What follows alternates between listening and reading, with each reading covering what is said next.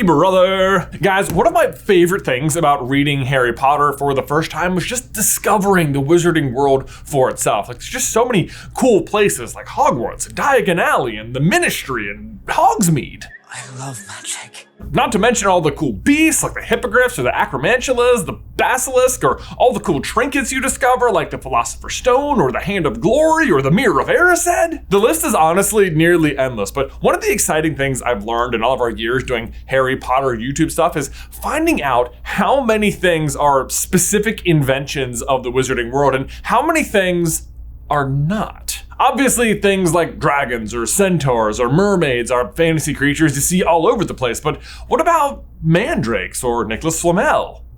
Dobby? Those are all surprisingly not creations of the wizarding world, but instead folklore-inspired elements of Harry Potter. Which is like, obviously there's nothing wrong with that. That's just how fantasy writing is. I was just personally surprised by how many things I didn't even know were inspired in this way, or just like the cool history behind these various creatures or objects. So today we're revealing Harry Potter or Harry Nodder. All right, who wrote that? It was me.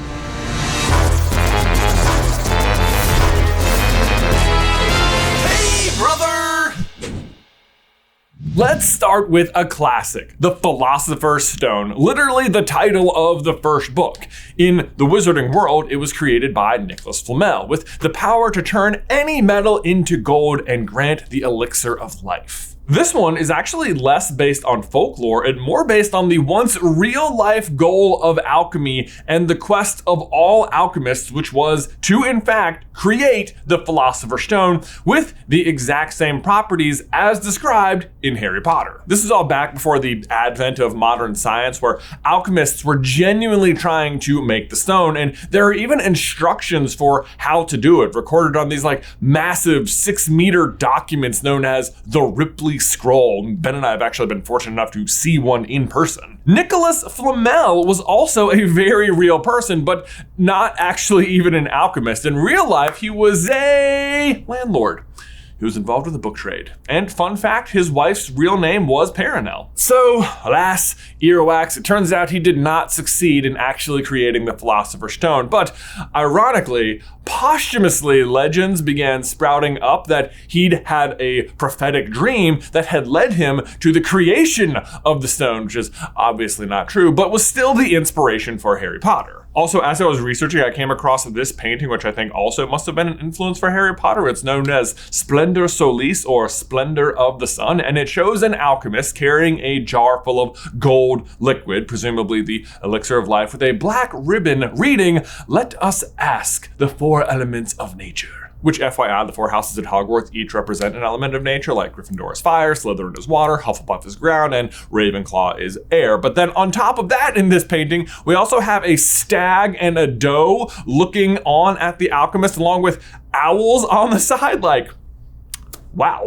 Moving on, let's talk about mandrakes. Or mandragora. Yes, thank you, Hermione.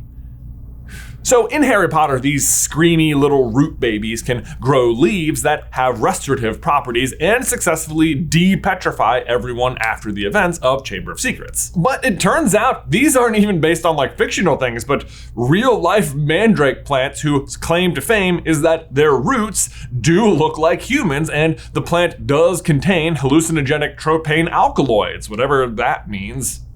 It sounds like they make you see things, but I'm mostly getting that from the hallucinogenic part. I have no idea what tropane alkaloids are. My research didn't go that deep. Small mints in a tin, maybe? No, that's Altoids. Thanks in advance for telling me about the tropane alkaloids. The point is, with these fun little properties, mandrakes have been associated with magical rituals throughout history, including present-day contemporary pagan traditions. So in Harry Potter, they say that the scream of the mandrake is fatal, and it turns out that idea also comes from folklore. And there are even writings that suggest the way you had to harvest a mandrake was to tie one end of a rope around the root and then the other around a dog, so that when the dog like pulled the rope, it would pull the root out of the ground and you would be far enough away to be safe. I guess I'm not exactly sure what that means for the dog though.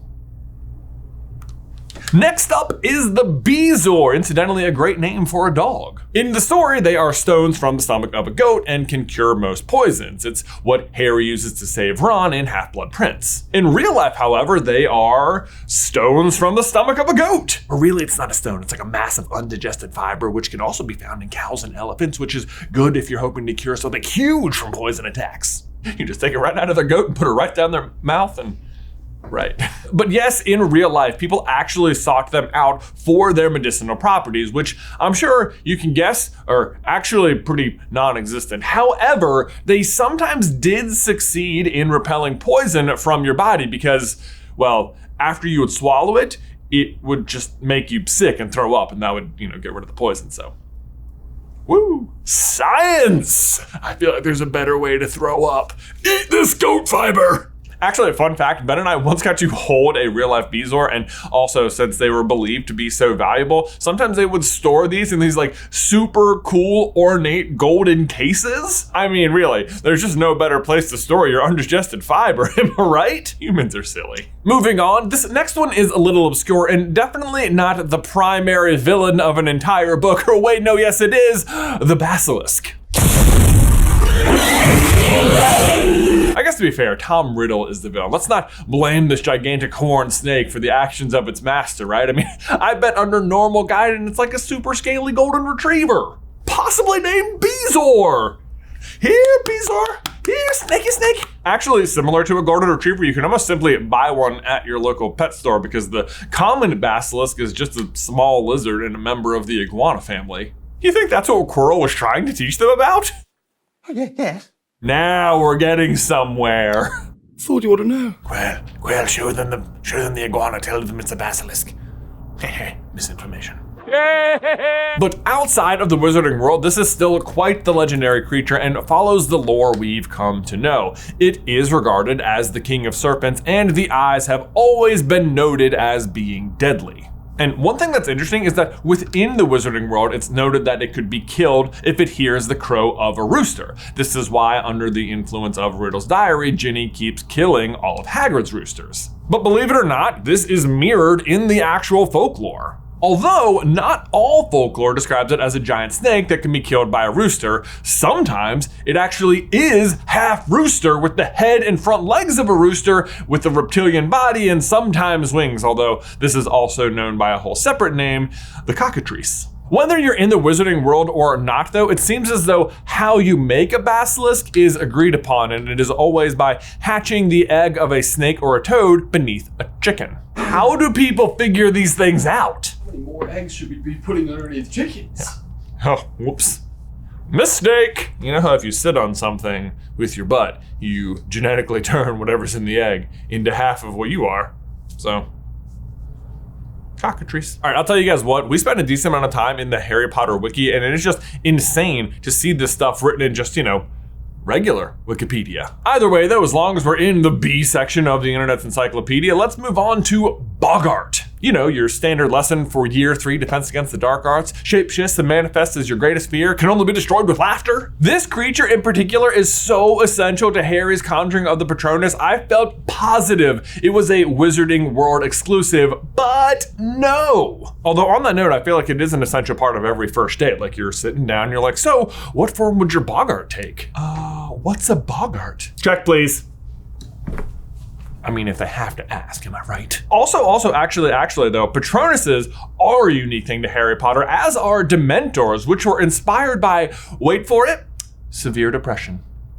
Yikes. Which is why now is a great time to thank today's sponsor, BetterHelp. Let's talk for a second about relationships. Maybe take your best friend, for example. It's so easy to spend time with them, talk about anything, and you never leave any exchange feeling worn out. This special kinship may be the rare case of what I'll call best friend magic, a soul friend even. But barring the occasional best friend magic, this might make you feel like how you get on with someone should be easy in order to be right. The truth is though, most relationships are at their best when both people put in the work to make them great. Ben and I spend every day trying to navigate being brothers and business partners, and it takes a lot of communication and the occasional need to set aside a work problem to just be brothers. That's when, with no notice to the staff, Ben and I would just go outside and argue about who gets to sit in the front seat. I always win. But Ben works really hard to understand that I always win. No, really, the way we're able to work together so well as brothers and business partners is because we're both regulars in therapy. Like, we're learning how to communicate, to set boundaries, and respect each other along the way. And if you think you could benefit, give BetterHelp a try. Just fill out a brief questionnaire to get matched with a licensed therapist. Then you can become your own soulmate, whether you're looking for one or not. Visit BetterHelp.com/super today to get 10% off your first month. That's BetterHelp, HELP.com/super. Link is in the description down below.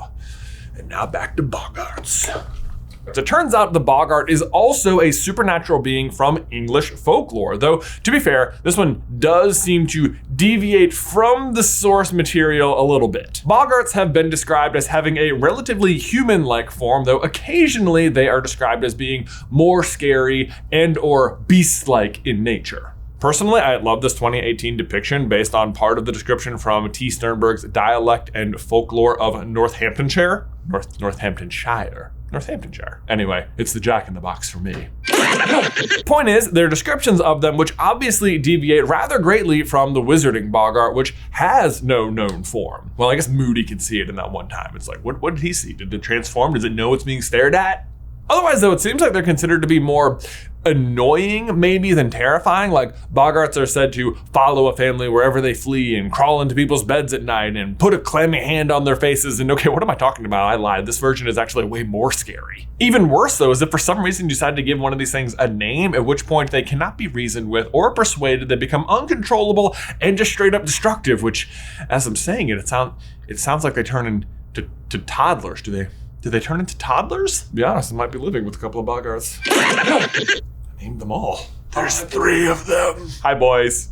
I love you. Listen to your mom. What's crazy is how Bog Arts almost remind me of house elves, but that can't be the inspiration for that because house elves are also on the list. I'm an elf. But, and this blew my mind, in folklore, they're not called house elves, they're called Dobbies or Brownies. Dobby, sir. Unlike house elves, though, brownies are less elf-like and more like a spirit that just helps you out around the house, doing chores and stuff, which seems nice, although in one tale, the brownie was said to organize anything that was disorganized, but then also disorganize anything that was organized, and that'd be so frustrating. Hi, boys. Similar to the Bog Art from before, though, brownies also do not want to be given a name and will also leave if given one. One other big key difference between house elves and brownies is the clothing situation. So in Harry Potter, if you give a house elf clothes, it frees them, but in actual folklore, it will anger them and they will abandon you. Harry Potter should have not given Dobby a sock. It's just that Dobby the house elf must maim or kill Harry Potter. But a possibly more comforting thought is that brownies will also leave if they feel slighted or taken advantage of. So in folklore, they are much more in control of if they want to help you out and can choose to leave if they are being treated too well or too badly. You can't have met many decent wizards then. No, I haven't. So really your best bet is just like leave them alone, spare some porridge for them, and you're made in the shade. They're just helping out around the house, yay. But don't classify that porridge as payment. They don't want payment. They will leave. They do want food though, so it's just more like a gift. It's more like a gift. Speaking of shade though, let's move on to the Wiing Willow. Like, what a segue, am I right? And also, what a better place to lie down for an afternoon nap. Actually, no, that's a terrible idea. The Wiing Willow is straight deadly. The Wiing Willow, though, does not mirror some specific creature. English folklore at large just seems to regard the willow tree as sinister. Maybe less on the attack your flying car front and more on the, uprooting itself and stalking you front. I can think of nothing worse than a tree running after me. The Wiing Willow is, of course, vital to the overall narrative, though, as it was planted over top of the secret passage to the Shrieking Shack, specifically for R.J. Lupin, so he can transform into a werewolf at peace. Speaking of werewolves, you're not going to believe this one. Werewolves, not exclusively a Harry Potter thing. I literally can't. No, I think, wait, we already knew that one. My bad. We already covered Bog Arts. What else does Lupin teach about?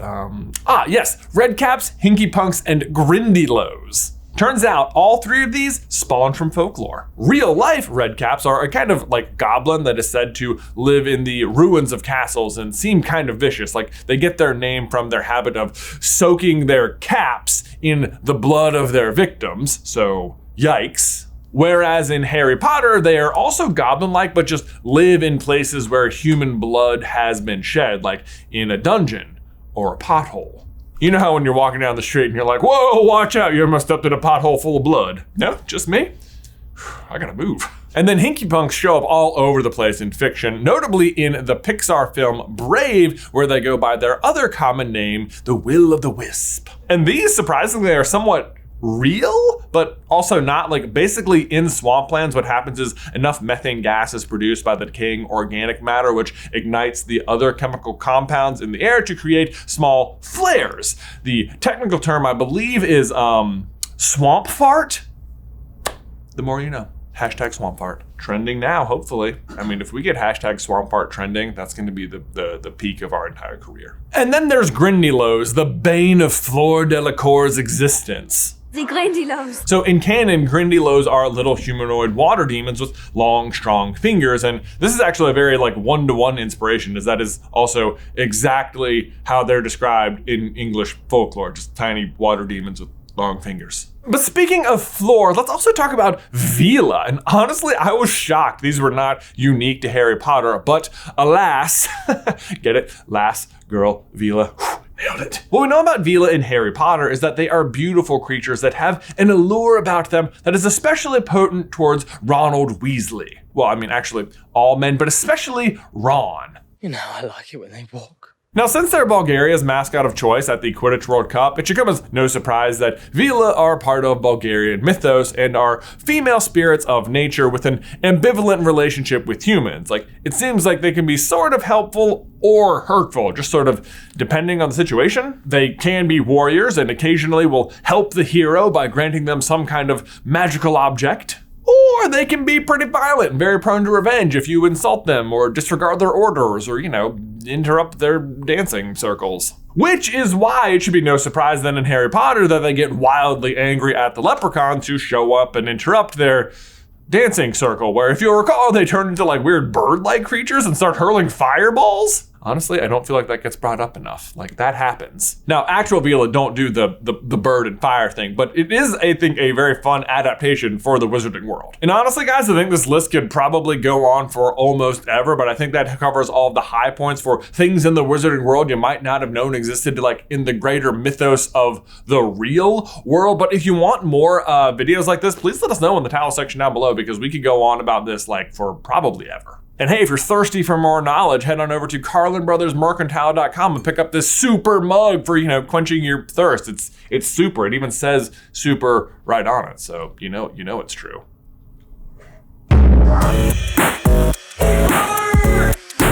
Guys, thanks as always for watching today's video. Don't forget to like it if you haven't already, and ring that bell so you don't miss any future Harry Potter action from us. If you want to see how Harry himself is actually a living, breathing Philosopher Stone, check out this video right here. But otherwise, Ben, until next time, I will see you in another life.